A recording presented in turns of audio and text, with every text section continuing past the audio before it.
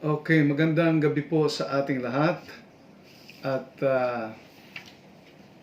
ito po si Pastor Albert Loyola ng Heights Christian Church. Nakapasok na daw si Pastor Jojo. Okay.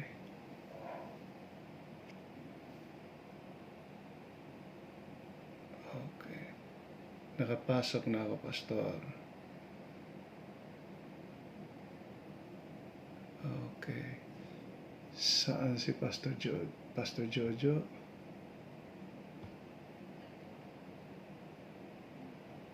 Wala pa.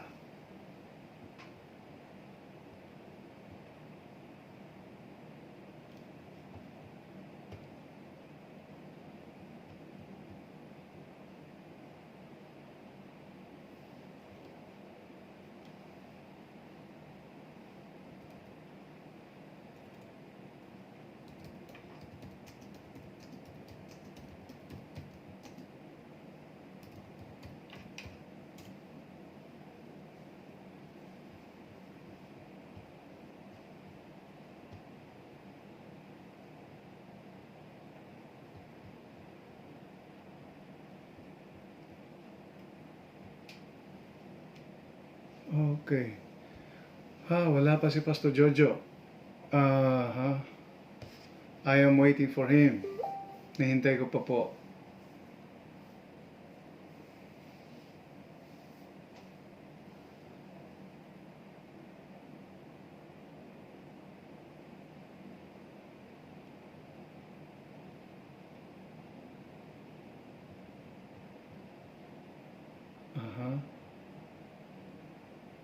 Hello, Pastor Jojo?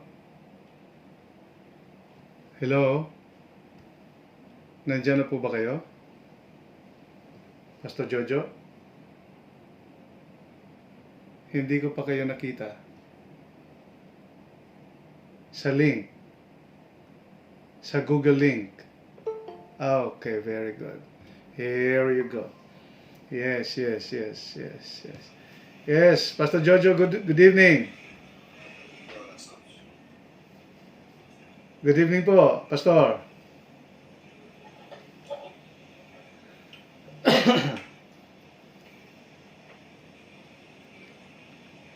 Hello, Pastor. Good evening.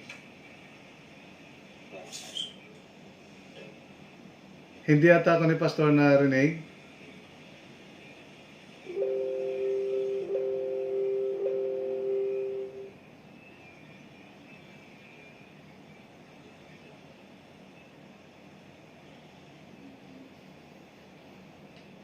Praise the Lord. Praise God.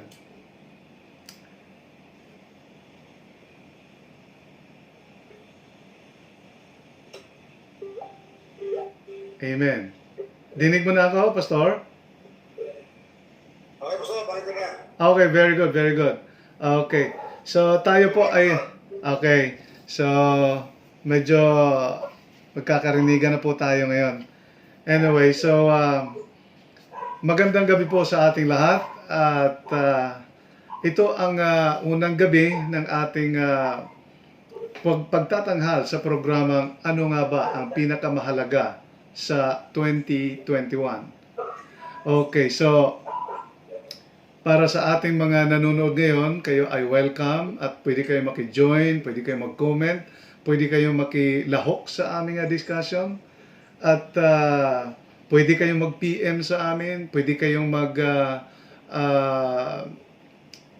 type, mag-request ng mag-type ng prayer requests ninyo at pagkatapos ng programa, pagkatapos ng discussion namin ni Pastor Jojo ay ipapanalangin po natin ito, no? So I'd like to encourage everyone to join us, please. Now once again, welcome sa programa nating Ano Nga Ba Ang Pinakamahalaga sa 2021. No? Ngunit bago tayo magsimula, ako nga po si Pastor Albert Loyola at sasamahan tayo ni Pastor Jojo Marasigan de Torres Pastor, ano nga po ang church ninyo? New Generation in Christ Kingdom for Gospel Church International Ministry. Yes, medyo mahaba yan. New Generation International Kingdom, Christ Kingdom, For Gospel Church. Full Gospel Church International. Yes, international.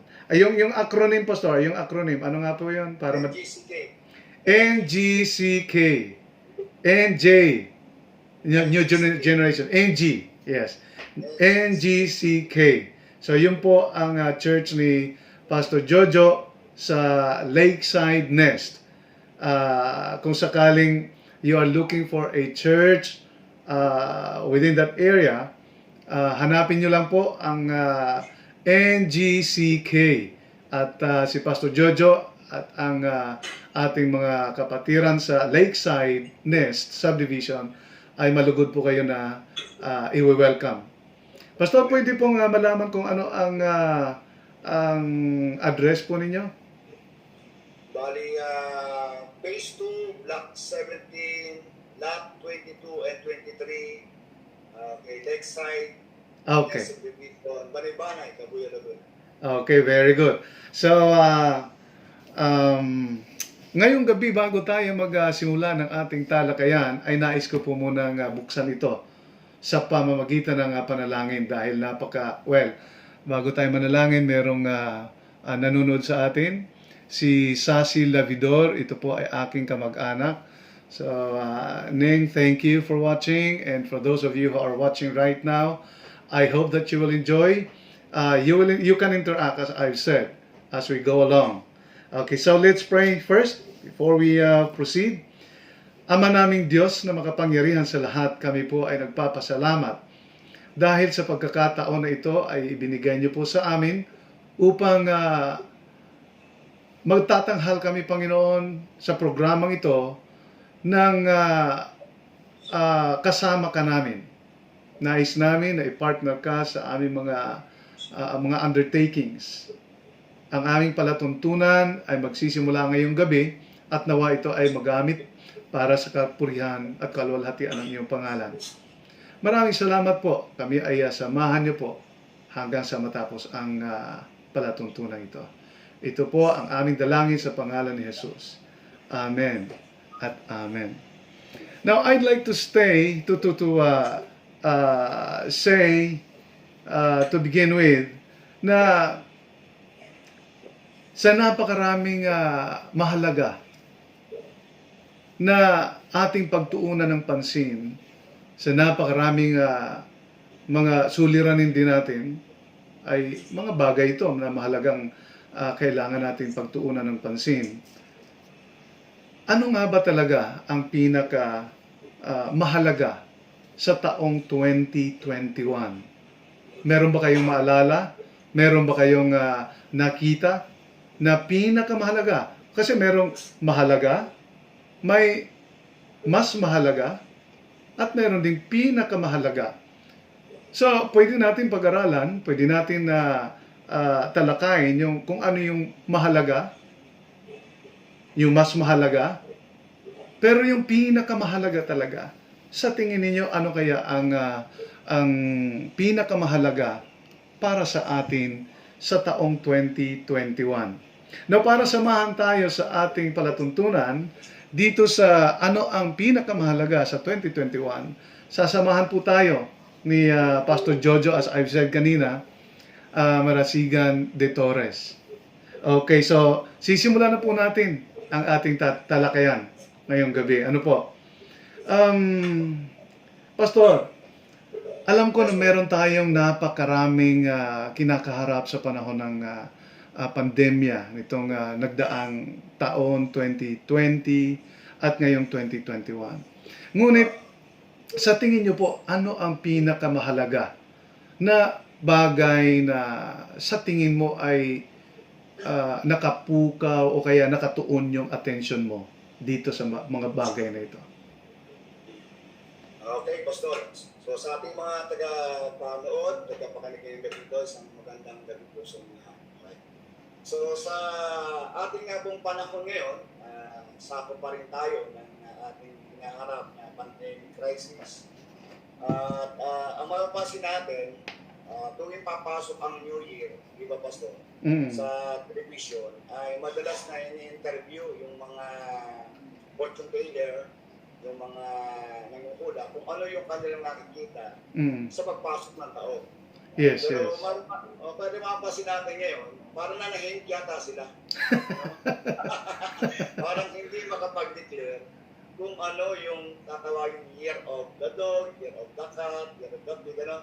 So dati pagka pumapasok yung New Year, na January, ay talamak sa mga TV show, yung mga pag-interview sa mga fortune teller or sa mga yun natin yung mga nanguhula. So, Nanguhula. nagdideclare sila. Ngayon, hindi sila wala tayong maring na ingay ng pagdideclare nila kung ano ba ang taong ito. So, Mm. ibig sabihin, hindi nila makita kung ano yung talagang pwedeng in the positive side na kanilang nilideclare na tapatan itong pandemic crisis. No? Yes, yes, yes. So, di ba? Yun na nabansin ko eh. Kaya, Mm.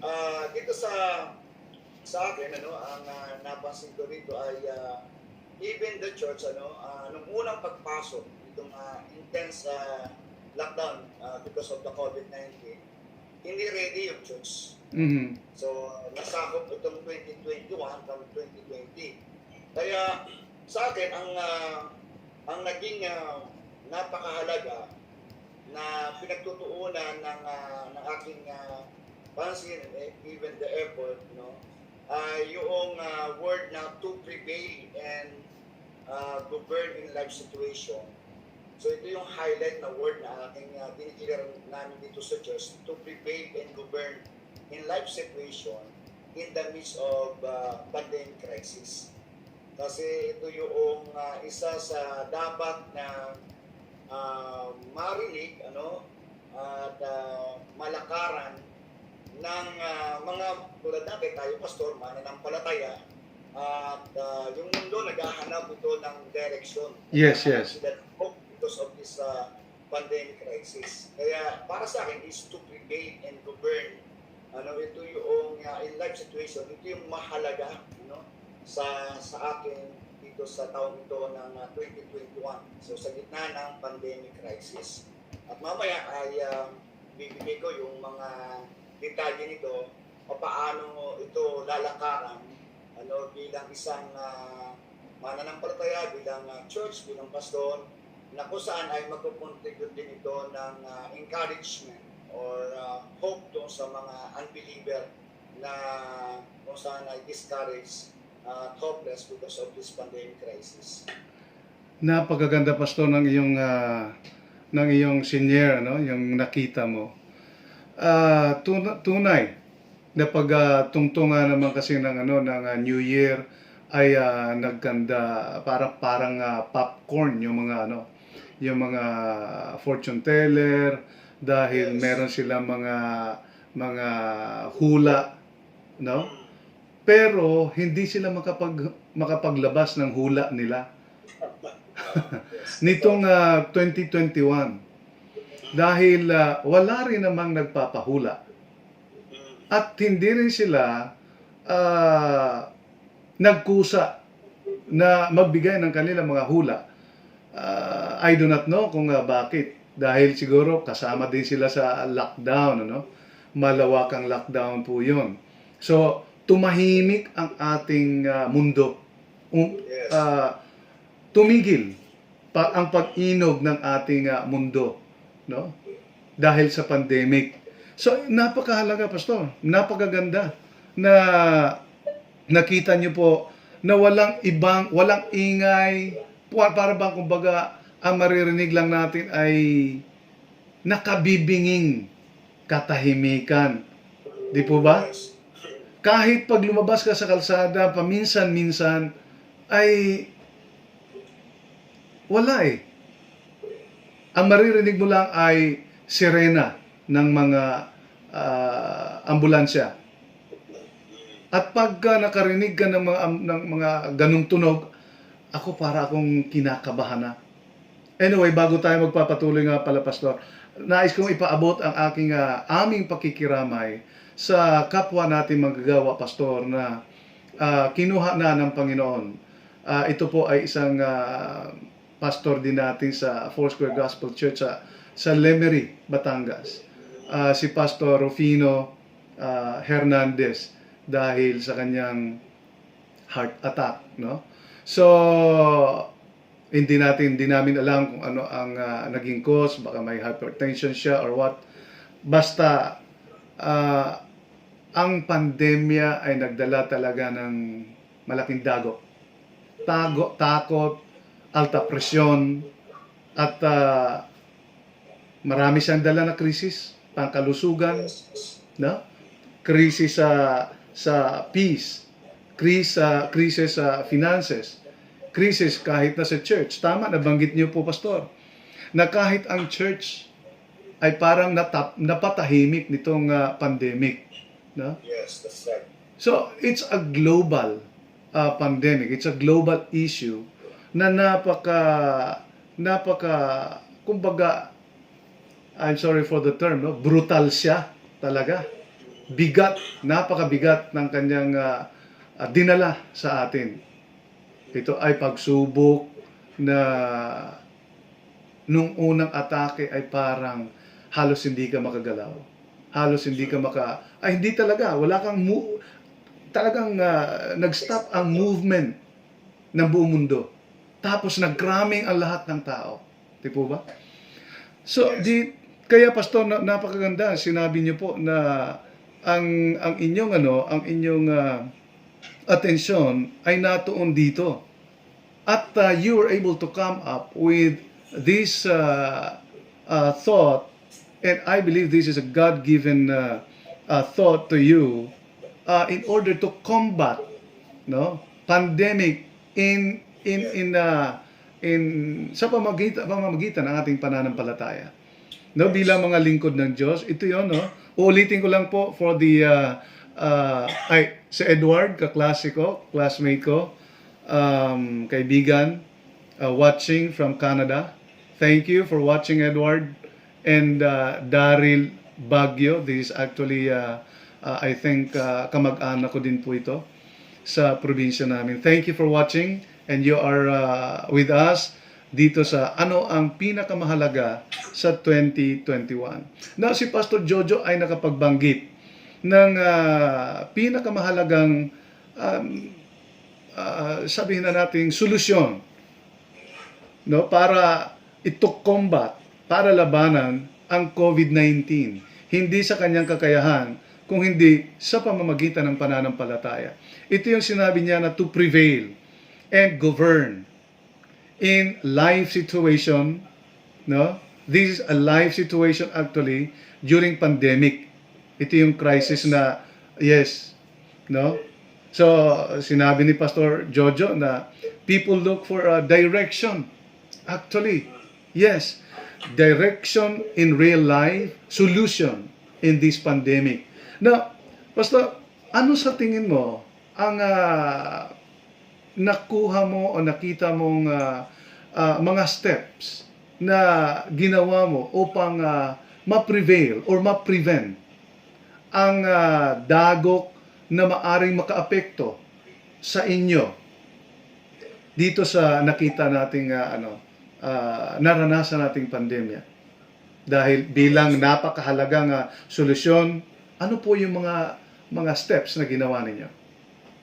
Okay. So, bilang pastor, no, bilang mananampalataya ng ating Panginoon, tulad na nabanggit ko kanina, even the church people ay na-surprise sa pagdating nitong pandemic crisis na ito. Kumbaga, in the biblical term, yung sinasabi ng Hebrew na merong shaking, merong pagliklik. Ito naman talaga yung realidad na na-shake ang buong mundo at iba't ibang aspeto ng buhay ng tao ay nasalang dito sa tinatawag nating pagliklik o shaking. Government, politics, education, itong health, itong economy, so religion, so lahat. At for the first time in the history ay ito ay pang buong mundo na kumbaga panggising ng Diyos sa lahat ng tao. At even nga yung church ay hindi naging prepared dito. Kaya marami din ang naapektuhan ng mga churches, pastor. Mhm. Ang nakita ko dito para tayo ay manatili doon sa pananagumpay o pamumuno sa sitwasyon ng buhay sa gitna ng pandemyang ito ay una-una yung ating relasyon sa Diyos Okay. ay napakalagang ating nag-build ito sa isang paglago, pag-unlad na relasyon bago pa dumating itong pandemya. Kasi mahirap namang maghanda kung ang pinaghahandaan mo ay naandyan na. Oo. Yes ka. So, ang tendency nun, pwede kang mabuwal kasi you are not prepared. So, ngayon, bilang mga mananampalataya, ang isang nakita ko dito para ikaw ay mag-prepare at mag-prepare sa buhay mo sa gitna ng pandemya ito, yung intimacy mo sa Panginoon. Ibig sabihin, Okay. magiging malapit na relasyon mo sa Panginoon. Kasi kung papasinin natin, Pastor, pagpasok ng nitong pandemic nito, lalo na yung intense yung lockdown na binaba ng gobyerno, ay halos nanahimik yung mundo. Mm. Sino ba namang mag-aakala na yung EDSA ay mawawala ng sasakyan? Yes, yes. Sa Totoo. the first time of the history. So makita natin na kahit yung imposible na makita natin pagbabago sa ating kapaligiran, sa ating bansa, ay nangyari dahil dito sa COVID-19 na ito. Mm. At yung lahat ng pinagkakaabalahan ng tao, yung trabaho, Mm. yung negosyo, yung entertainment, yung pinag-uukulan ng attention para magbigay ng presyo sa tao, lahat nasaraduhan. Mm. So, ibig sabihin, kung ito ay pinahintulutan ng Diyos na sinaraduhan ng lahat ng pinagkakaabalahan ng tao, lahat ng kumukuha sa attention ng tao, ibig sabihin, in the positive side, ito yung ating panahon upang ating talagang i-focus yung ating attention sa Diyos. Kumbaga, sa pagsara ng Diyos sa lahat ng pinagkakaabalahan ng tao sa mga bagay ng mundo nito, sinatanaw ni Lord Yes, Tapos, yes. ibig sabihin, kinote ni Lord ang ating attention. So, ang unang-una dapat makakapansin ito at ang unang-una makakabasa sa likod ng sitwasyon ng pandemic nito, yung mga mananampalataya, yung pastor. Mhm. Ibig sabihin ito yung time to increase our the level of our intimacy with God. Kasi yung dating dinadahilan ng tao, dating dinadahilan ng mga mananampalataya doon sa kanyang commitment, sa kanyang pag-spend ng time sa Panginoon ay hindi na niya ngayon pwedeng dahilan kasi lahat ay nasa loob ng bahay. Mm. So lahat ay naandyan lang sa kanya-kanyang bahay. So sabihin, ito yung time, lalo na yung intention na yung lockdown, ito yung kumbaga para sa akin, the positive side, ito yung conducive time para talagang maibigay ng isang mananampalataya o isang pamilyang Kristyano yung kanilang attention sa Panginoon. Itong COVID-19 na ito, in the positive side, ay nag-contribute na nag-increase yung kanilang pagkakilala, yung kanilang relationship sa Panginoon. So, alam naman natin, Pastor, itong Yes. pagpasok itong COVID-19, marami ang nagko-quote ng Psalms 91. Oo. So, Tama, tama. Para maranasan yung protection ng Panginoon, yung immunity sa sa krisis nito. Pero ang katotohanan, pag tinignan mo, pinansin mo yung verse 1 and 2, ito ay pinapakita doon na ito ay established na relationship, established na malapit na relasyon sa Diyos. So, ibig sabihin, ito yung isa sa dahilan kung bakit tayo mag-prepare at mag-govern sa sitwasyon natin ito sa pagharap sa pandemic nito, kung tayo ay merong a strong connection with our God, which is our intimate relationship sa Kanya. So, yun naman ang sinabi ng word, ng Psalms 91, na patungkol sa protection, patungkol sa kabuhayan, sa assurance na ating buhay, ay naandun because of your intimate relationship with God. Kaya ang dapat na-develop, mula pa ng pagpasok nitong COVID-19 sa mga mananampalataya, ay nag-increase yung kalaking intimacy with God. So ito yung isa sa detalye na nakita ko, Pastor, in the biblical term, in the Bible perspective, kung bakit tayo mag-prevail at mag-govern sa sitwasyon ito. Kasi pinatunayan din ang pagkakita ng Panginoon, kahit yung kung gaano man kalaki ng isang kumpanya, gaano man kahusay ng isang CEO, so, meron talagang bumagsak Talagang nag-down yung kalamang business. So, ibig sabihin, napakita ng Panginoon na siya yung kailangan natin. So, ang unang dapat nakakaintindi dito, unang dapat nakakita dito, yung mga mananampalataya. Dapat ay ito yung nabuo, nabuhay na sa mga mananampalataya na lalo silang nagkaroon o lalo tayo nagkaroon ng malapitang relasyon sa ating Panginoon. So, yung quantity and the quality time, so during the intense of lockdown, so ito may bibigay talaga natin sa Panginoon. Wala tayong dahilan na pwedeng sabihin sa Panginoon. Kaya hindi tayo makakapag-spend ng quantity or the quality time during this intense of lockdown nung pumasok itong COVID-19. Yes, tama, Pastor. Maganda, I agree ako doon sa sinabi niyo po, Pastor, no? Pinapalakas, kailangan natin ng intimacy. At sinabi niyo rin po, Pastor, na itong pandemya ay ginawang panggising ng Panginoon, ng Diyos, sa buong sangkatauhan. Bakit niyo po nasabi, Pastor, na sinake ng Panginoon ang sanlibutan sa pamamagitan ng pandemya na ito? Ano po sa tingin ninyo ang naging dahilan kung bakit kailangan ng Panginoon i-shake tayo, no? Bakit po kaya? At saka naka-come up tayo ng sa inyo, no? Lalo na tayo, kailangan talaga natin maging malapit sa Panginoon, yung intimacy with the Lord. Mag-increase yung ating intimate relationship with the Lord. Maging intimate, no? Bakit niyo po nasabi yon, Pastor? So, Excuse me. ang dahilan kung bakit nakita na sinabi itong pagpasok ng pandemic na ito ay as shaking sa buong mundo ay sa dahilan meron din namang biblical pattern tayong mapagbabasihan na kapag kinakailangan ng gisingin ng Diyos ang tao o mundo ay nagsisimula doon sa tinatawag nating darkest moment or yung tinatawag nating hardship na kanyang inaalaw na mangyari sa buhay ng tao. Katulad sa Egypt, nung kinakailangan ng palayain ng Diyos ang kanyang bansang Israel sa Egypt, ay nagpadala ang Panginoon ng iba't ibang uri ng sumpa, para doon sa kanilang ginawang pagsalansang o kasalanan lamang sa Panginoon Egypt.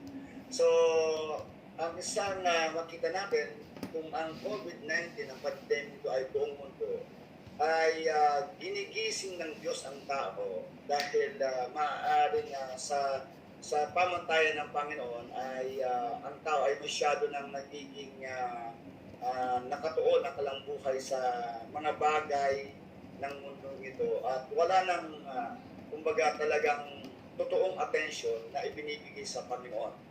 At maging naman yung mananampalataya, sa atin dito sa Pilipinas, hindi yung intense persecution ang kalaban ng pananampalataya ng mga church, ng mga Christian. Yes, so yes. ang matindi nating kinakaharap dito yung pleasure of the world yung pleasure of the world. So yun ang isang matinding umaagaw sa attentions ng mga mananampalataya. So sinabi rin sa Isaiah na ang Diyos ay nagtuturo upang ang tao ay matutunan ang righteousness, upang matutunan nilang manumbalik sa Panginoon. Nagbibigay ang Panginoon ng judgment. Nagbibigay ang Diyos ng judgment sa tao, sa mundo, para ang tao matutong lumakad sa righteousness at matutunang kumilala sa Diyos. So sinabi po sa Isaiah na ang Diyos yung kanyang hatol, yung kanyang judgment, ibinababa niya upang ang tayo turuan ng righteousness. So ito yung isa na makita natin din kung bakit may shaking, in all pillars of society, sa buong mundo, upang ang tao ay turuan na talagang kumilala sa Diyos at tumatag sa katwiran ng Diyos. Wow, maganda, Pastor. Nakitin natin, Tama. Kasi alam ko na ito ay binibigay din ng Diyos ng pagkakataon para yung mga tao ay makapalumbalik sa Kanya. Yung mga di mananampalataya ay matutunan nila na meron isang Diyos, may kilalanin meron isang Diyos na dapat katakutan, dapat panampalatayan at dapat paglingkuran. At sa isang mananampalataya naman na kung saan ay kung bumababaw yung kanyang pananampalataya at yung kanyang attention ay nawawala na sa Panginoon, ay mabalik sa ating Panginoon. Tulad na sinabi natin kanina, ito ay tamang panahon, opportunity sa church, sa mananampalataya na ma-build nila yung kalang intimate relationship with God. Or kung merong intimate relationship with God, lalo pang itong nag-increase yung level ng kalang intimacy with our God. Yes. Pastor, napaka biblical ng iyong punto na sinight niyo po yung 7 plagues na naranasan ng Israel. So, even, yes, pandemic din po yun. Yes. Pandemic din po yun. No, so, tama po. I hope, those who are watching us, those who will be watching this and listening this program later on, ay naway makakuha kayo ng ng aral na ang pandemya ay meron po talagang meron pong purpose ang Panginoon. And because of the increase of wickedness, sabi nga ng Biblia, the increase of wickedness, ay doon ang Panginoon doon ang Panginoon kumilos upang i-shake, upang gisingin. Tama po 'yon. Tapos nabanggit niyo po, Pastor, yung pleasure of the people, the pleasure of the world, na parang nabaling na ang atensyon ng mga tao dito. Now, ano ang tingin niyo po, Pastor, sa pleasure of the world na naging dahilan upang ang Panginoon ay magpadala ng ganito katindi na panggising? Has it something to do with the Christian primarily? Kasi tayo yung inaasahan ng Panginoon na taga-intercede, taga-panalangin. Nagkulang ba tayo? Kasi yung mga iba na mga taong kulang ang panahon sa Panginoon ay wala silang pakialam talaga. Pero ginising na rin sila ng Panginoon para dito, Kaya kahit na may pandemya, tuloy ang evangelism natin, tuloy ang soul winning natin. Pero sa atin, sa mga Kristiyano, meron po ba tayong nakita na nagiging lax ang ating mga pananampalataya? That's why kailangan tayong gisingin ng Panginoon. Meron po talaga, Pastor? So meron yan, kasi hindi naman papahintulutan ng Panginoon ang pandemic crisis nito na kung wala siyang nakikita na hindi kaya-aya sa takbo ng buhay ng mga mananampalataya. At ito ay kumbaga sa paraan ng Panginoon, sa pagtutuwid sa mga anak niya, sa mga mananampalataya, ang isa yung discipline, At dito sa ating hinaharap, ito ay shaking, Shaking. So, kasi kung titingnan natin, ating sisilipin din ang templo na pinagawa ng Panginoon at madalas nating ikot yung 2 Chronicles 7:14, na if my people, ibig sabihin kung aking bayan na yung tumatawag sa aking pagkain, magpakumbaba, ibig sabihin, humingi ng tawag sa ibig sabihin, meron din kasalanan, na hindi binibigyan ng atensyon na ito ay kumbaga naging palasak din sa isang mananampalataya. Kasi sabi ng Panginoon doon sa 2 Chronicles, kahit siya yung nagpatayo ng templo, kung ang mga tao ay tatalikod sa Panginoon, at sasamba sa Diyos-Diyosan, ay kanya rin susumpahin yung templo. Pag binalik niya dun sa 2 Chronicles, so hindi nangangahulugan church o house of God ay ito-tolerate ng Panginoon yung mga wickedness o yung tatawag natin iniquities sa buhay ng mga mananampalataya. So dahil nga ang isa sa makita natin na katangian ng church is the house of God and the house of purity. So ibig sabihin, yung holiness, yung righteousness ng Panginoon dapat ay nakikita sa loob ng iglesia ng mananampalataya at di ng mananampalataya. Kaya meron itong pagtuturo sa mga mananampalataya kasi ang sumpa naman o yung judgment ng Diyos, pag tinignan natin sa story ng Bible, naihinto ito kung tama yung tugon ng tao sa pinahintulutan ng Diyos na judgment. So kapag ang Diyos ay nasatisfied doon sa response ng tao o ng kanyang bayan, doon sa judgment na kanyang binaba, so nahinto yung salot, yung judgment. So ang isa sa nakita ko na dahilan kung bakit magkakaroon ng sinasabi natin katiwasayan at kaayusan at paghinto ang pandemic nito, kung makita ng Diyos ang tamang pagtugon ng mga mananampalataya, ng Diyos people. Na kapag ang Diyos is satisfied sa tugon ng binaba ng Diyos sa judgment nito, so ito ay hihinto at magkakaroon muli ng kapayapaan. Yung ating syudad o bansa na kinalalagyan dahil tumugon tayo ng tama ayon sa ini-expect ng ating Panginoon. So ang reference points hindi yung kagustuhan natin na tawag ito yung paghinto ng salot o paghinto ng judgment ay dahil sa nagpipray tayo huminto. So hindi natin pwedeng pangunahan si Lord. Hindi natin pwedeng pilipitin yung kalooban. Okay. So Tama. magsasubmit sa Kanya. So siya yung dapat kumbaga ating pagbabasihan kung ang ating hinihiling sa Kanya ay ayon sa Kanyang kagustuhan. So kung ang Diyos ay nasa-satisfied doon sa response ng church people, like repentance, the genuine repentance. Okay. So ang isa kong nakita rito ay yung ine-expect ng Lord na ang church people magkaroon ng genuine repentance. Yun din ang sinabi doon sa 2 Chronicles chapter 7 na kung ang kanyang bahay magpapakumbaba, hihingi ng tawad.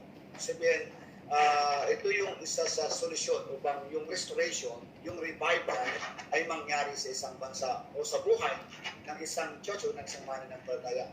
Yung makita ng Lord o genuine repentance.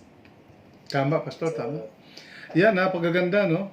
I was supposed to ask you follow-up question doon sa sinabi niyo po, Pastor, na may tamang pagtugon ang Kristiyano at ang mga tao na tinamaan ng pandemya.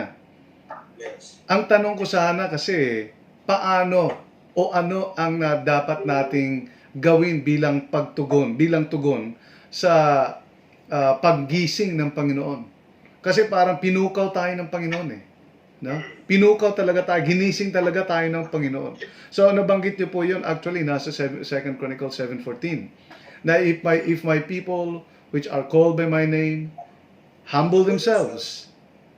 Yan, no? So repentance, turn from their wicked ways, and then pray, seek the face of God. Then ito na nga yung ititigil ng Panginoon ang plague, ititigil ng Panginoon ang problema, no? Now, Pastor, sa tingin mo, kung babasihan natin ang Biblia, hi to Given Grace. Thank you for watching. Ayon sa Biblia, Pastor, ano po ang gaano katagal yung 7 plagues, no, na in-endure na mga Israelites? Gaano katagal yon? At kung ibase mo yan sa panahon natin ngayon, sa tingin nyo, how long will this pandemic stop or stay? Kasi eventually matitigil din ito talaga, Pastor. Matitigil din ito. Kasi ititigil ng Panginoon to Kaya lang, my question is, kailan? Hanggang kailan tayo magtitiis? Kasi kasama tayo sa pagtitiis.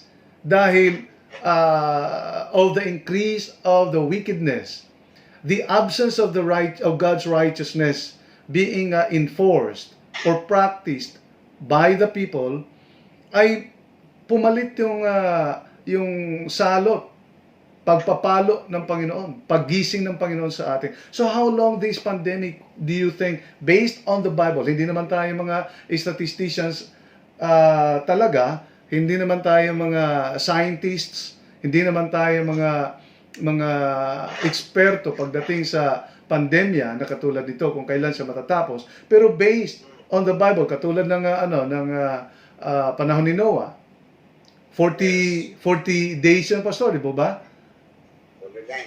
At 40 nights na baha.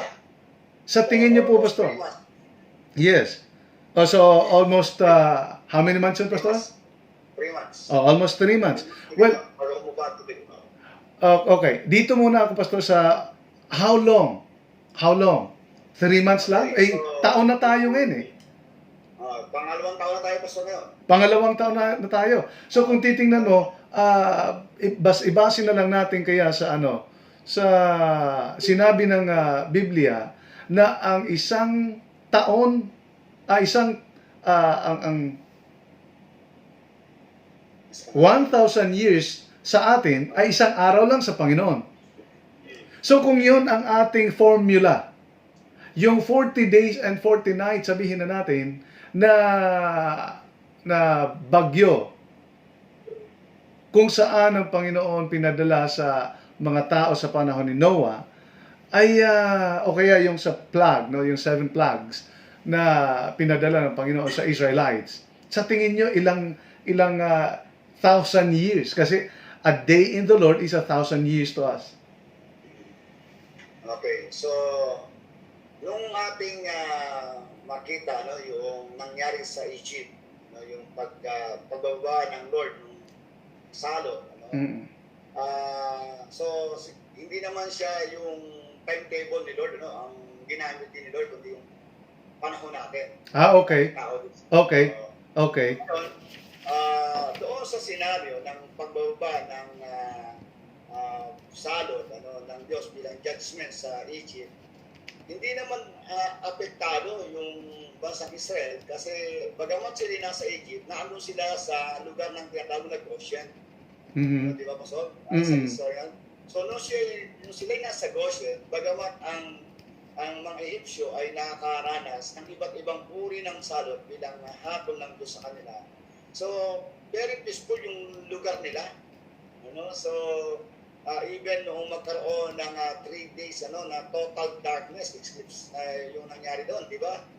Hindi nagdilim sa bansang doon sa Goshen, nasakop ng Egypt. Ano? Tapos nung last plague ay yung pagkamatay ng mga panganay mula sa hayop hanggang sa tao, walang, sabi ng Bible, nung gabing yun, nadumaan yung spirit of death sa bansang Egypt. So, napaka-peaceful sa Goshen. Ano? It is nandun din ito sa Egypt. Dahil narito yung people of God. So, ibig sabihin, hindi sila apektado, bagamat merong nangyayari pagbababa ng Diyos ng judgment dito sa Egypt. So, ibig sabihin, meron silang immunity. Okay. Meron silang immunity. So, ibig sabihin, kung tumagal man ng ilang buwan o taon, yung plagues na yun, secure yung people of God. Okay, that's good. Sa panahon ito nang may pagbaba ang Diyos ng judgment. At doon ay pinakita rin na yung Diyos na pinaglilingkuran na sinasamba ng Israelites ay totoong Diyos. So yun ang patutuo doon. At sa panahon natin ngayon, bagamat sabihin natin itong pandemic na ito na COVID-19 ay tumagal pa ng 3 years, ay kung tayo katulad ng mga Israelita na nasa Goshen, sa mundong ito, so kahit tumagal ito, secure tayo, meron tayong tinatawag namin immunity. Wow! Pastor, napakaganda po ng sinabi mo, yung salitang immunity. Ang sinabi mong secured tayo in the Lord despite this pandemic. yung immunity, ha, yung immunity po. Mamaya, bago natin pagpapatuloy, nais kong i-define po natin yung immunity, no? Bigyan daan po muna natin yung yung mga nagko-comment, nagla-like at narito ngayon. I-recognize po muna natin. So thank you for watching. Again, Daryl Baguio, Neneng, Sasi Lavidor, Edward Bautista, and meron pa dito na click, no? Hindi ko siya masyadong nakita, hindi ko masyadong clear sa paningin ko. But there's one here watching, no? I just do not know who this is. Pero thank you, and I pray that you'll be blessed with this program. Ang title po ng ating programa, narito po tayo sa ano ang pinakamahalaga sa 2021. Now, ngayon pinag-usapan namin ni Pastor Jojo dahil nakita niya sa kanya, no? At sa pananaliksik niya, pananalangin niya sa Panginoon, ay nakita niya yung pandemya nagpatigil ng pag-ikot ng ating mundo. At pinakita din sa kanya ng Panginoon, I believe, yung kahalagahan ng pagtugon sa paggising ng Panginoon, pagpukaw ng Panginoon sa ating mga pananampalataya, sa ating mga damdamin, na kailangan tayo ay magbalik loob sa Panginoon, na kailangan tayo ay pagtuunan natin ng pansin, na mas ilapit pa natin ang ating mga sarili sa Panginoon, no? So, nabanggit ni Pastor Jojo kanina yung mga bagay na katulad ng itong huli. Ito ang sasang-ayunan ko. Lahat ng mga sinabi ni Pastor, sinasang-ayunan ko. Pero I am struck to hear the word immunity. Although we have been using and we have been hearing this word, but I'd like you to join us to discover and define what this immunity for the people of God na nararanasan ng mga people of God at mararanasan dapat ng Panginoon. Yung immunity, the immunity that God gave or has given to His own people despite of the pandemic, no? Hindi lang ito dapat sa mga tao ng Diyos, kung hindi dapat ito ay sa lahat. It's just that, sinabi nga ni Pastor Jojo kanina, tutugon lang tayo. Ano ang paraan natin sa pagtugon sa pandemyang ito? Repent, get back to God, and then righteously live, get the righteousness of God, and Jesus Christ is our righteousness. Okay? Yes. So, maraming salamat po sa inyong panunood. Babalikan ko po si Pastor Jojo para pag-usapan namin itong immunity because I am intrigued on how this immunity that God is giving to His people is at work right now. Na merong mga namamatay na mga tao sa pandemya. Well, kagabi lang, meron tayong I'm sorry to say this, meron tayong kababayan dito sa Kabuyao na doktor pa man din. Pero anyway, wala namang exempted eh. Kahit si Jesus nga namatay para sa ating kasalanan. Pero yun ay makabuluhan dahil para sa ating kaligtasan. Pero that's just beside the point. That's beside the point kasi purposeful ang kamatayan ng Panginoon Jesucristo. Now, I'd like to get back to Pastor Jojo. Pastor, ano sa pananaw niyo po, in your own term and in your own definition, ano yung tinatawag mong immunity of Christians? Immunity of Christians. Okay. Amen.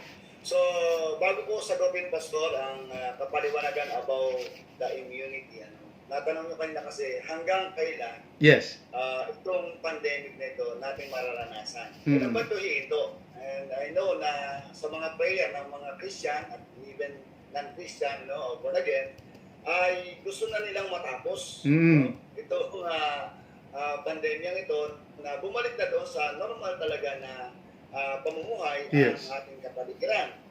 Kaya lang, hindi natin, kumbaga, pwedeng pangunahan ang Diyos, kung kailan ito ayon sa gusto nating matapos, at maaaring nga nagpipray tayo na baka nagre-review pa tayo sa kaaway Mm.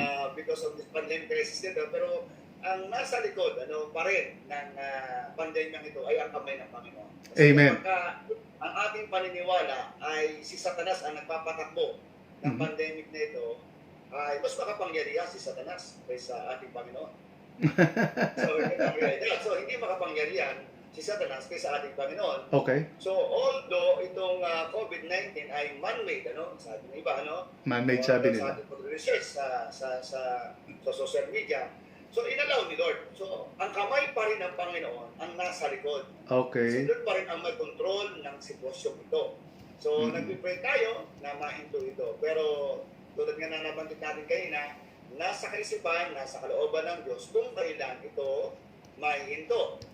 So in the Bible story, yung mga pagpapadala ng Diyos ng salot, ng judgment sa bansa o sa isang lugar, ay nakabase tulad doon sa sinabi natin, kapag ang Diyos ay nasatisfy doon sa tamang tugon ng tao sa pinahintulutan o binaba ng Diyos na judgment, humihinto yung judgment. Katulad ng Nineveh, pinadala ng Diyos si Noah, si Jonah. So, nung mag-repent yung bansang ito, hindi ginunaw ng Diyos. Hindi sila binabaan ng Diyos ng judgment. At Itong Nineveh. So, na ito. So, sa panahon ni Noah, kaya naman nagkaroon ng matinding judgment ng Diyos sa history ng mundo dahil ang tao ay masyado nang naging wicked, naging masama sa tingin ng Diyos. yes. Yung favor ng Diyos nakuha ni Noah dahil lumalakad siya in righteousness. So, yung kanyang pamilya ay nasa doon sa hatol ng Diyos because of righteousness. So, yung Nineveh, dahil sa sila tumugon ng tama doon sa pangaral ni Jonah, sila nagsisi sa harapan ng Diyos. Ibig sabihin, na ibalik yung kanilang buhay in righteousness. So, naging katanggap-tanggap sila sa Panginoon. So, doon sa binanggit din natin kanina sa 2 Chronicles chapter 7, verse 14, na yung dahilan ng restoration and revival ng isang bansa, ng isang syudad, ng isang church, ng isang pamilya, ay dahil may totoong pagsisisi. So, yung totoo, kaya ito inipasis natin, kasi ibig sabihin pagsisisi, hindi lamang ito yung Lord, patawad, Lord. Ibig sabihin, nagbago na yung direksyon ng buhay mo. Pinapailalim mo na ngayon yung sarili mo doon sa salita ng Diyos, sa kalooban ng Panginoon. So, yun ang ibig sabihin ng repentance. Nagbabago tayo ayon doon sa salita ng Panginoon at nagiging righteous tayo sa kanyang harapan. So, katulad doon, individually, kapag tama yung tugon natin doon sa pagsubok ng ating buhay, magiging better person tayo. Pero kapag hindi naging tama yung pagtugon natin doon sa trials, katulad ng pandemic nito, first, as individual, baka maging bitter tayo. Yes. Na maging better person tayo. Mhm. So marami, alam natin, because of this COVID-19, marami ang talagang na-torture ang isipan, hopeless sila, nagkaroon ng matinding fear, nagkaroon ng labo ng tingin about sa future. So, ang tamang pagtugon dapat sa COVID-19 ito, sa pandemic crisis nito, dapat makikita sa church people. At kung ang Diyos mo Sa church people, meaning to say, yes. Sa tugon ng church people. People of God. People of God sa pandemyang ito. So, sa isang bansa, sa isang syudad, maaaring ito ay talagang mahinto o hindi man mahinto, balik tayo doon sa immunity. Exactly. Pastor, bago tayo doon sa immunity na daanan nyo po yung Nineveh, na daanan nyo yung Noah, napaka-definite ng Panginoon, napaka-specific niya kung magbigay siya ng taning. Di po ba? So, in application, itong pandemyang ito ay may taning. At sinabi nyo kanina na it is only dependent on God kung kailan ito matatapos. But again, yung pagtugon pa rin natin sa panawagan ng Panginoon na manumbalik tayo sa Panginoon ay napakahalaga din talaga. Tama po ba? So, now, for the sake of those who are watching and those who will be watching later, dito sa ating programang ano ba talaga ang pinakamahalaga sa atin sa 2021, merong number of days na binigay ang Panginoon bago niya sana gunawin ang Nineveh na itinakda ang Panginoon. Pero dahil sa kasalanan ng mga tao, dahil nag-increase na nga ang wickedness, ang unrighteousness ng mga tao. So, kung ikumpara mo yung panahon na ni Noah, 40 days and 40 nights, Pastor, ilang araw nga yung sa Nineveh na sabi ng Panginoon within this period of time or number of days ay kailangan makapanumbalik na ang mga Ninevites sa Panginoon. How many days nga po yun, Pastor? Hindi ko na ma-recall kung 20 or Medyo Pastor? Actually, nasa din po yun. Halos nasa 40 days din. 40 days din kung hindi ako magkakamali. No? So, nasa mga 4. May 4 doon. No? Pastor Rani, I hope you are enjoying our program and you are watching ano ba ang pinakamahalaga sa 2021. And we are with Pastor Jojo Marasigan de Torres. I hope that you will guest on my show, my program here on FB, and hopefully, actually, for the information of everyone, we are working out on our Christian FM radio dito sa Kabuyao. I am one of the broadcasters in this Christian FM radio. We will have this one of these days. No? Anyway, so dito sa Nineveh ay halos ganun din. May number of days din ang itinagal ang binigay ang Panginoon na taning. Pero ang maganda lang kasi kay Noah, lumihis man siya, ibinalik siya ng Panginoon talaga doon sa Nineveh para sundin, para gawin ang utos ng Panginoon. So, meron po bang Pastor? Meron po ba tayong makita o nakikita diyan na kahalintulad na sitwasyon sa sitwasyon ni Noah na lumihis Jonah, lumihis si Jonah, pero tingnan natin muna, nung lumihis si Jonah, may trahedya. May trahedya, di po ba? Dito muna tayo sa paglihis ni Jonah, Pastor. Kasi eventually pupunta tayo dun sa sinasabi nyo kanina, pagtugon ng tao. So, ano ang trahedya na nangyari, na ginawa ng Panginoon? May trahedya na nangyari po habang si Jonah ay lumilihis ng kanyang direksyon. Lumihis sa direksyon ng Panginoon na dapat siya ay sa Nineveh pero pumunta siya sa Tarsus, no? Ano po yung trahedya doon na nangyari? Meron po doon sa paglihis ni Jonah, sa kanyang tinanggap na assignment mula sa Lord para maging God's messenger as a mouthpiece of God sa bansang Nineveh, ay nag-disobey siya doon sa kanyang assignment. Yes, Pastor. Di ba ang trahedya na nangyari ay may yung sinakyan niyang barko? Di ba? Muntik na malunod. Trahedya po yun. Nagkagulo ang mga pasahero, ang kapitan, at lahat talagang gulong-gulo sila. Now, that can be a symbolic. Yung barko is a symbol of the world, like in our time now, na talagang sinaken sila ng alon na napakalalaki, pero natukoy nila si Jonah. So dito sa panahon natin, nandito tayo sa barko, sa sanlibutan, na nauuga. Di po ba? Yes. Now, meron po bang Jonah na inutusan ng Panginoon sa panahon natin ngayon na baka lumihis? Pero eventually, tingnan natin kung may, yun nga, tutugon tayo.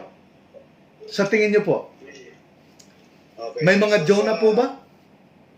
Sa malinaw na pagbibigay ng Diyos ng assignment kay Jonah, ang in-expect ni Lord, walang iba kundi yung accurate obedience. Ah, yes, yes. The accurate Amen, obedience. amen.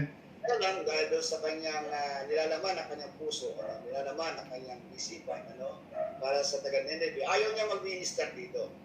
At sa kanyang paglihis, bilang kanyang pag-disobey, ay yun ang medyo hindi maganda, kasi sa disobedience ni Jonah, may nadadamay na Yes, exactly. may nadadamay na tao. Yes, yes. Yung mga nasa paligid niya na wala namang kinalaman doon sa pag-disobey ni Jonah ay nadamay sila. So, Pastor, Pastor, Consequence. ibig sabihin po ba nito na merong Jonah in our time now na nag-disobey na kaya ang buong mundo ngayon ay naapektuhan ng pandemya? Meron definitely. Okay, go ahead. Yes. Una-una dito yung the church people. Okay? Yung mga church people na maaaring talagang dahil nga sa sinabi natin, baka masyadong nag-i-enjoy na sa Mhm. takbo ng buhay ng mundo ito. Mhm. Doon sa kanya po inconveniente, Mhm. hindi na nagagawa yung kanilang assignment sa Lord, Mhm. or hindi naman lumalakad talaga in God's righteousness. Mhm. So, maaaring na ang church, kumbaga sa panahon ngayon, ginigising ang mga church people o yung church para ma-align ang church people doon talaga sa perfect will of God, doon sa God's direction sa panahon natin ngayon. Okay. So, dito ay makita natin na sa disobedience ng mananampalataya, like Jonah, ay yung consequence, hindi lang siya kundi merong nadadamay. Okay. Nadamay yung barko, nadamay yung dagat, kasi Pasahero. lumaki yung alon, okay, yung Pasahero. yung patungkol sa, maaaring may karga na patungkol sa kabuhayan, Yes. na apektuhan yung ekonomiya, yung mga pasahero. So even the environment, ay nagsasalita patungkol sa ginawang disobedience Ni Jonah. And that Jonah is us. Okay ba yung pastor? Pakinggan? Pwede yung kasi kung ang mga pastor, kung dating mga pastor, kung wala na talaga tayo doon sa assignment natin tinanggap sa Panginoon o doon sa talagang ministry na ibinigay sa atin ng Panginoon at gumagawa tayo ng ating ministry. Yeah. Kasi yan it is easy to build a ministry in the name of God, pero hindi naman galing kay Lord. Ganun ang nangyayari na. Okay. Kaya, katulad sa atin, madali tayong magtayo ng church kasi tayo ay nasa demokrasyong bansa. Aha. Pero ang tanong, baka naman hindi tayo pinapatayo, baka naman yung church na pinatayo natin ay hindi talaga church ng Panginoon. Baka naman ito ay sa kagusto lamang ng tao or Okay. for the sake of the religious activity. Aha. So ito yung mga issue na dapat makita sa panahon na merong shaking. Kasi Okay. yan, sabi natin, magising tayo sa ibang term nito, sa ibang salita, yung matauhan, doon sa talagang gusto ng Panginoon na uri ng takbo ng buhay ng isang tao o ng isang mananampalataya. So, ibig mong sabihin, Pastor, yung issues of the heart. Yes. Yung issues of the heart ng mga naglilingkod o kaya ng mga Kristiyano in general. So, ibig sabihin, ang heart talaga. Ang heart. Very good. Wow, parang ang sakit, Pastor, But that is the reality. Pero anyway, ituloy natin yung kwento ni that's it. Talagang hindi tayo ligtas dito. So, Po. kung natatanaw, sinabi ni Peter na the judgment of God begins in the house of God. Exactly. Di ba? Exactly. So, kung tayo Diyos ng Panginoon, we are the house of God, na ngayon pa lang, pinupurify na tayo ni Lord. Yes, exactly. Kasi Exactly. Sa likod ng pangyayari dito ng COVID-19, merong another season si Lord. Mhm. Na kung saan inihahanda yung church. Amen. Amen. So, kumbaga sa journey ng bansang Israel para mapasok nila yung promised land, merong matindi kasi yung commandments nito na wag kayong papasok na kayo isang mapagsamba sa Diyos at idolaters. Mhm. May mga ganun Mhm. So, yung standard ng buhay, pagpasok sa promised land, malinaw yung kay Lord. Okay. Kaya nga yung wilderness life nila, tayo nasa wilderness life kasi ito na shaking nito, is to sanctify, to purify their lives, their heart. No? Exactly. Kasi ayaw ni Lord na yung promised land na kanyang inihanda sa kanyang bayan is makontaminate ng buhay nila na makasalanan o buhay Egypt. Tama, Pastor. Anyway, babalik tayo, Pastor. Wala tayong patalastas pero babatiin ko lamang po. I'm happy to see my friend, Pastor Rani. Thank you for watching and I hope that you will watch the whole episode of this first pilot episode of our program, which will be done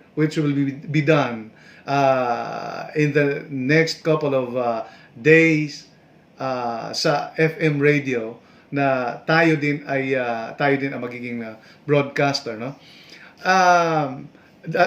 Kayo ay nakikinig pa rin, naka-tune in sa ano ang pinakamahalaga sa 2021. Pinag-usapan namin ni Pastor Jojo ang pinakamahalagang nakita niya. Nakita niya yung paggising ng Panginoon. Itong pandemya, no? Na ginawang instrumento ng Panginoon para gisingin ang mga Kristiyano. Nabanggit din niya na the judgment of God begins in the household of God. And that is very true. So, nagpaikot na tayo doon. Alam mo, mga kapatid, I really believe that this judgment has come because there's Jonah na nais lumihis sa kalooban ng Panginoon. And having said Jonah, tingnan natin. Okay. Noong ang mga tao, Pastor Jojo, balik tayo dito. Noong ang mga tao ay nagkagulo na sa barko, na pinpoint nila si Jonah in short, tinanong nila si Jonah kung ano ang gagawin namin sa inyo. Di po ba? Tinanong. So, sabi ni Jonah, itapon niya ako sa dagat. Parang hindi kaya ng mga tao. Hindi kaya ng mga tao na itapon siya. Kasi parang, sino ba naman ang hindi makakaramdam kung ikaw ay itatapon ka sa dagat na ang lalaki ng mga alon? Siguradong hindi ka mabubuhay doon. Pero sabi ni Jonah, ito yung sinasabi natin kanina, sinasabi ni Pastor Jojo, mga kaibigan, na yung true repentance, true acceptance of his fault, of his own decision to deviate, no, para lumihis sa landas na nais ng Panginoon na pupuntahan niya sa Nineveh, ay inako niya. Sabi niya, itapon niya ako. Pero hindi niya naman alam na ang Panginoon kasi, dito papasok tayo, Pastor, sa immunity. Dito tayo papasok sa immunity. Itong maganda. Nung inako ni Jonah ang kasalanan at itinapon nga siya, ang immunity na binigay ng Panginoon sa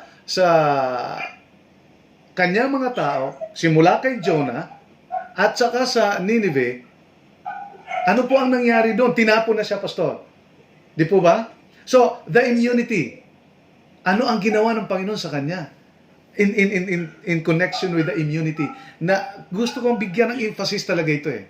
Yung security or immunity that God has given to Jonah na kahit na siya ay nagkamali, still God is so concerned of his immunity. Committed kasi ang Panginoon sa security natin at saka sa immunity. Despite Kaya lang, marami kasi maapektuhan eh. Marami maapektuhan na mga tao, Kristiyano at hindi Kristiyano, mananampalataya at hindi mananampalataya, maapektuhan because of one Jonah. But then again, this is also a reminder that God is still on His throne na controlling us, giving us this immunity. Pastor, ano ang immunity na ginawa ng Panginoon kay Jonah at saka sa Nineveh? At magtatapos tayo ng 8:30 at dito tayo focus ngayon sa immunity. Okay, go ahead, Pastor. Okay. Pastor, nung itapon ng mga tao dito sa barko, ito si Jonah, no? Kinain siya ng malaking isda. Yes, that was the... Malaking isda, no?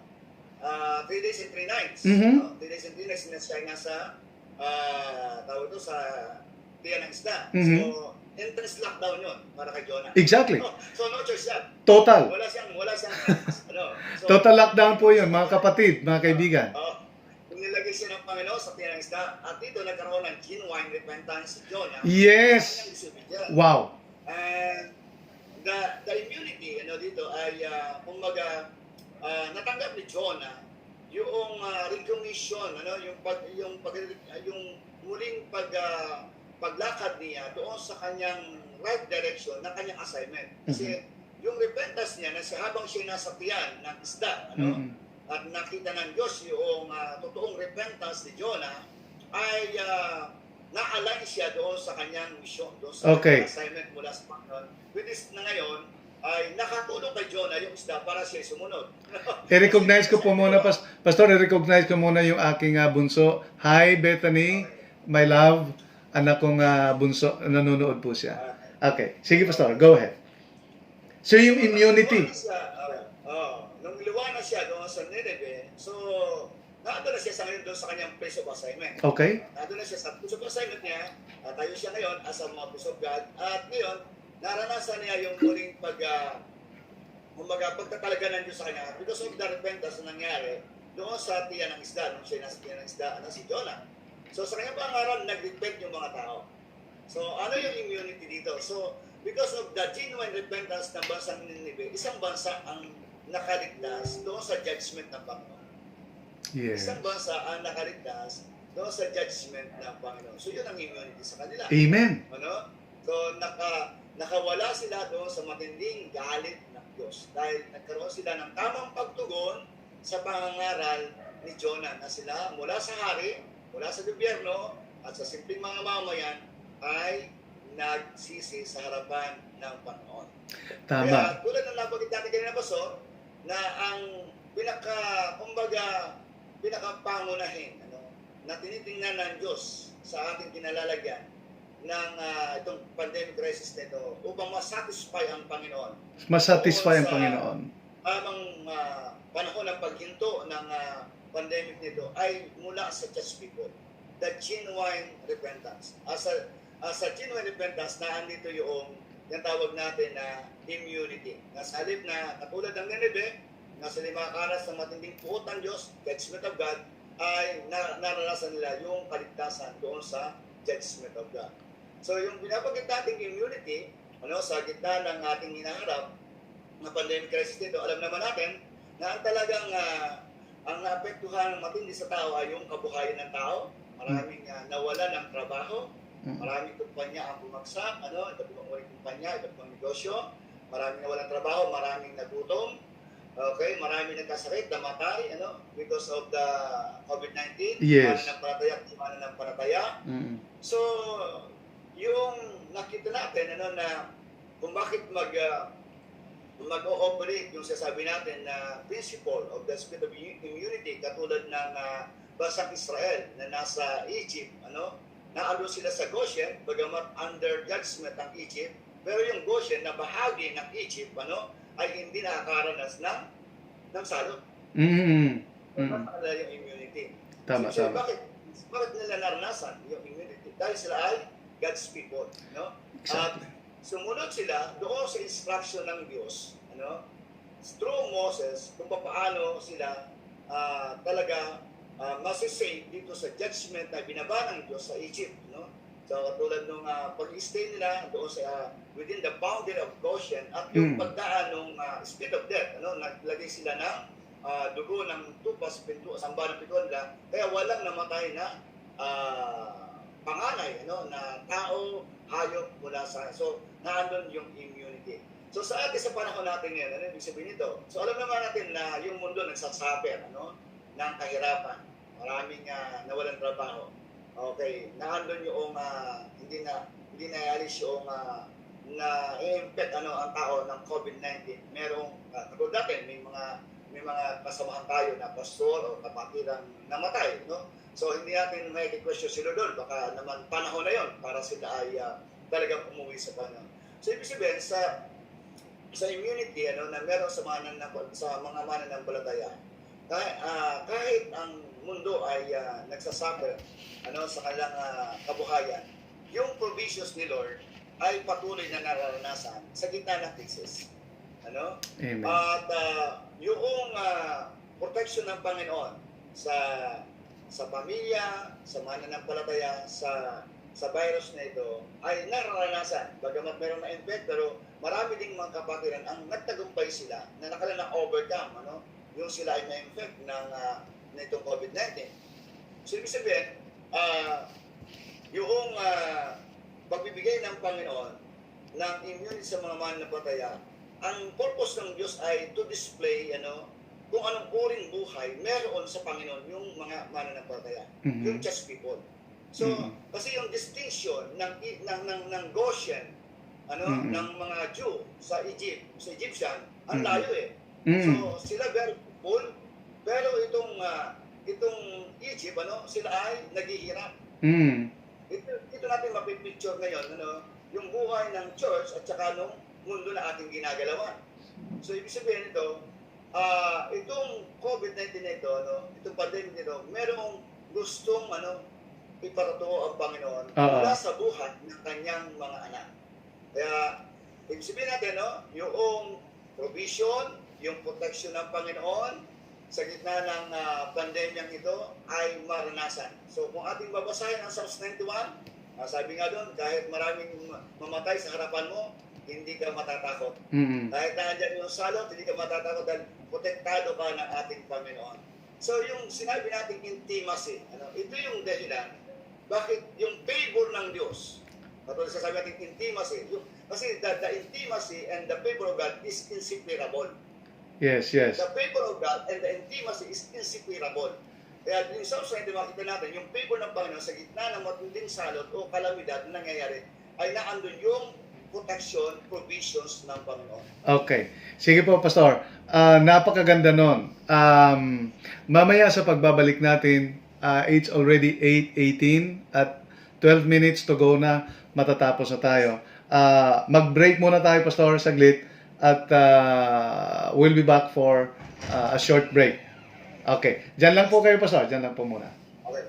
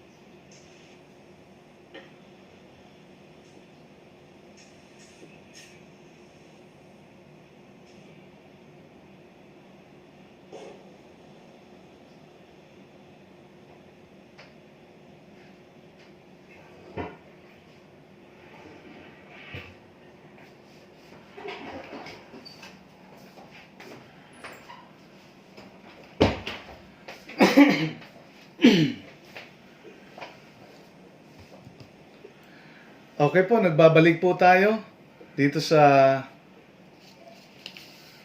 Ano ba ang pinakamahalaga sa 2021?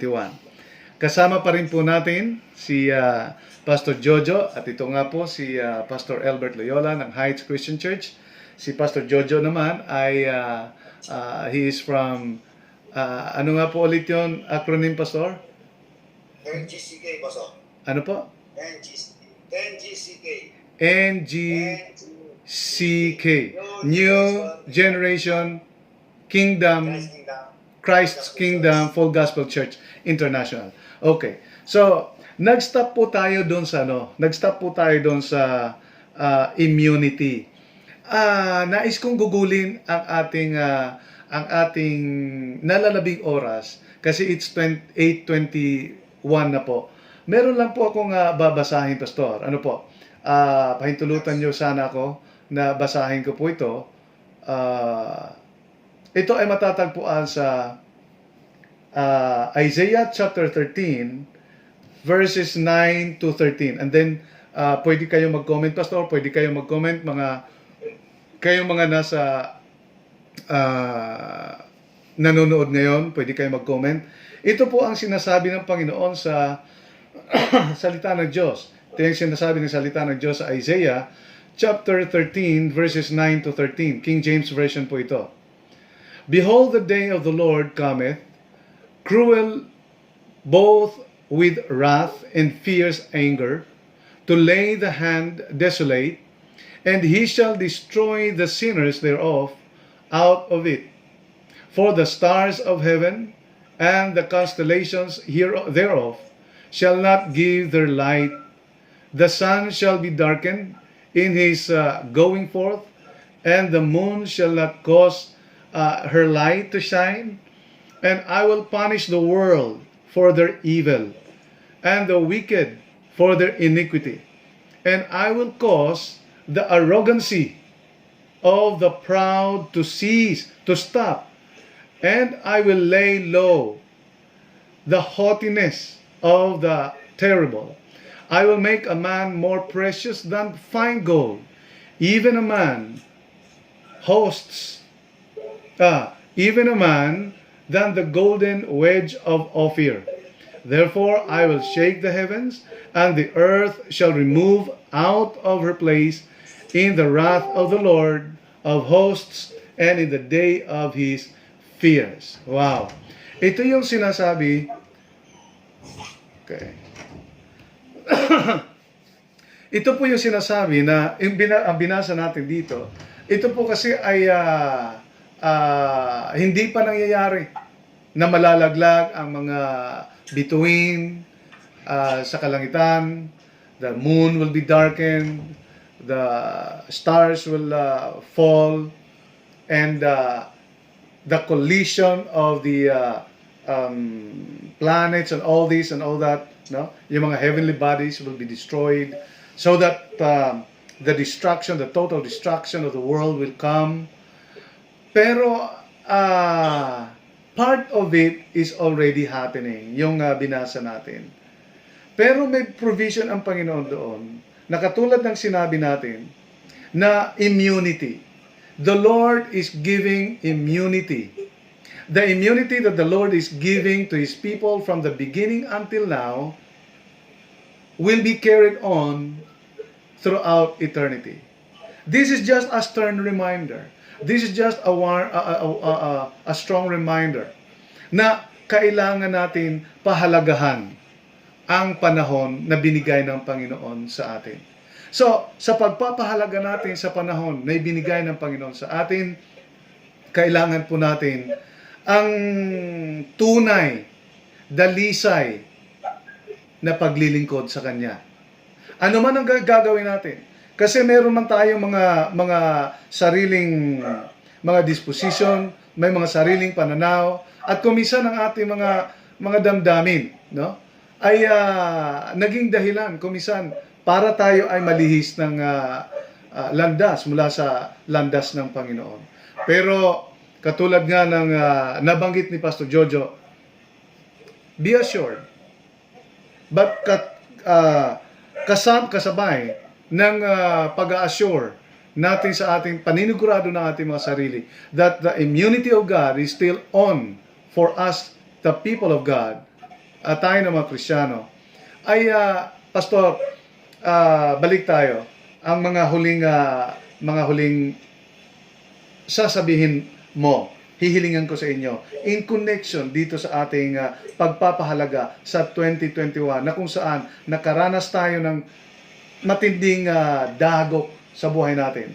And in-acknowledge naman natin na meron tayong pagkukulang at itong pag-acknowledge natin ito ay has led us to repentance. And this repentance has opened our eyes to see the will of God and to see the ways of God in order for us to do it and pursue it. Okay. So, huling mga sasabihin niyo po, Pastor. Okay, Pastor. Tulad na ba ito kanina, no, sa aking video, ano yung mahalaga sa atin sa 2021 o sa akin, no, is to prevail and govern in life situation in the Yes. midst of pandemic crisis. Ano? So, nabanggit ko kanina yung una-una, increase the level of intimacy with God. Okay. Para tayo ay mag-prevail at mag-govern sa ating buhay sa sitwasyon ito. At yung pangalawa na hindi ko nabanggit kanina, no, ito yung patungkol sa pamilya, strengthen the relationship within the family. Okay? Kasi tulad na banggit natin, pagpasok ng intense lockdown, no, yung business ng tao ay naputol, ano? At ang kasama mo ngayon, araw-araw, ay walang ibang kundi ang iyong pamilya. So ito yung panahon upang yung quality time ng bonding ng family, ano, ay talagang maibigay. At kung meron mang dapat na ayusin na problema sa relationship, ito yung time para ito ay i-restore or magkaroon ng pagpapatawad. So ito rin yung time na kung saan ay lalo pang pagtibayin yung relasyon ng pamilya at yung muling pagbabalik doon sa mga responsibilidad ng isa't isa upang palakasin yung family. Kasi mapasin natin, ang ginawa ni Lord because of this intense lockdown ay ang pamilya ay talagang sila yung magkakasama araw-araw. Na dating mahirap gawin, At isa sa relationship na sa pamilya na dapat mag-establish sa family, kung Christian family, katulad natin pastor, ay yung relasyon ng pamilya sa Diyos. Okay. So, dito po sa amin, pastor, sa church, ay mula nang pumasok yung pandemic crisis, ay nabuo yung tinatawag namin family altar. So, Amen. yung family altar ito, yung family devotion, ito yung isa sa mahirap gawin ng pastor. Kasi ang pastor busy. Okay. Ang daming lakad ng pastor, ang daming pinagkakabala ng pastor. So, mahirap gawin ng isang pastor in the consistent basis, yung magkaroon siya ng family altar, yung family devotion. Yes. By God's grace, pastor, ay magdadalawang taon na kami mula sa pamilya ko bilang pastor at sa mga member ng church, magdadalawang taon na ito ay aming ginagawa araw-araw in consistent basis. So, naging Praise kultura God. na siya. So, napalakas yung relationship ng isa't isa bilang pamilya, napalakas ng pamilya, lalo yung kanyang relasyon sa Diyos. And pangatlo, para masabi natin na talagang magpiprevail at mag-govern tayo sa buhay natin sa sitwasyon ito, sa pagharap ng pandemic crisis nito, bilang pastor, yung ating church na pinapangasiwaan, we need to rebuild or reestablish your church. Strengthen. Strong church. Strengthen. To be a strong church. Kasi, tulad na banggit natin kanina, na-surprise din ang church, sa pagpasok ng COVID-19 na ito.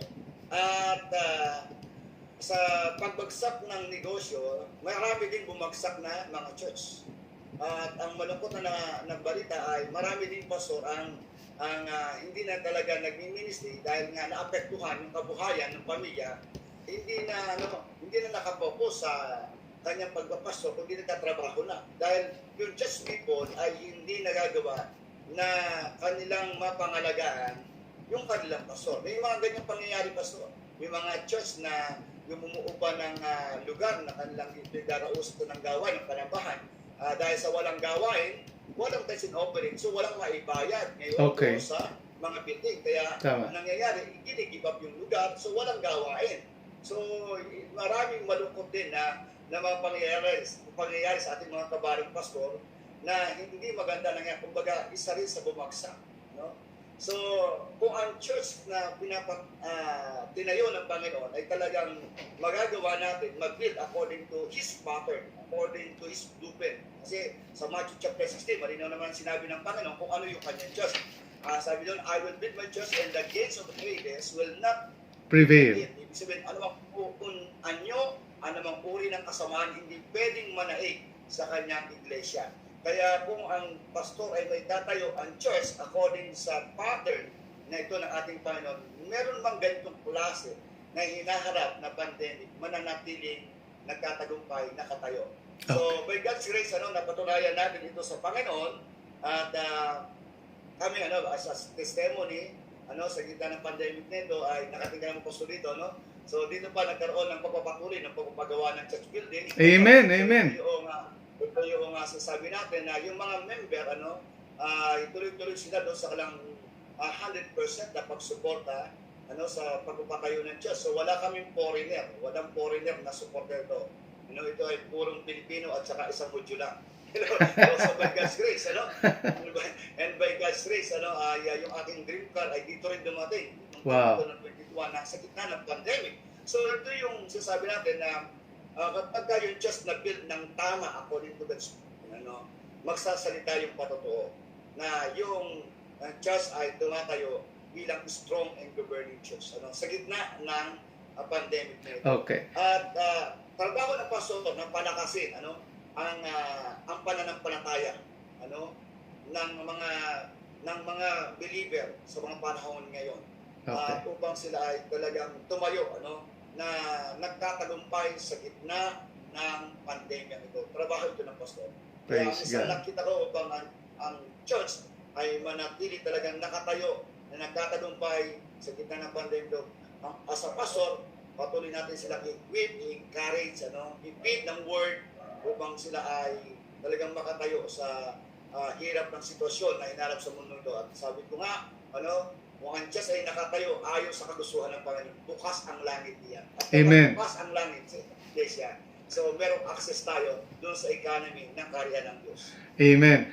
Pastor, our time, nag-overtime na tayo ng 2 minutes, pero napakaganda ng ating talakayan. Maraming napulot, marami ang natutunan tayo ngayon. Ako, lalo na, at yung mga manonood. At bukas, parang hindi pa yata, Pastor, matatapos ang iyong guesting sa ating programa. Kasi nasimulan mo pa lang ang increase the intimacy of the family. Increase. Kasi dito sa una, na-focus natin ang strengthen the church. So, ang daming nangyari. At hindi natin ito makukuha sa isa lang. Pero dito sa increase the intimacy of the family, I like this one. Because ito ang inaasahan kong mga bagay. Ito isa sa mga pinakamahalagang bagay na nais nating pagtuunan. Bilang mga padre de pamilya, bilang mga responsableng mamamayan, bilang mga responsableng Kristiyano, mga anak ng Diyos na may pamilya, kailangan po natin ito. Okay? So, Pastor, nasimulan mo lamang po ito at this is what I actually had in mind na kailangan natin itackle at bukas ng same time. Mga kaibigan, ang aming palatuntunan ay ang aming programa dito sa ano ba ang pinakamahalaga sa 2021 ay na-discuss namin ni Pastor Jojo, si Pastor Jojo na panauhin natin, ang pag-strengthen ng church dahil kailangan natin talaga na palakasin, patatagin ang ating mga pananampalataya. At bukas naman ay nabanggit na ni Pastor Jojo ang intimacy, strengthening pa rin yan of our family during this pandemic. Wala na tayong time, pero bukas ipagpapatuloy natin. Okay lang po ba, Pastor Jojo? Okay. Baka mo, Pastor? Okay. Okay, 7 to 8:30. Okay, so tayo po ay manalangin bago tayo magwakas. Pastor, can you do the honor to please close us in prayer? Sige po.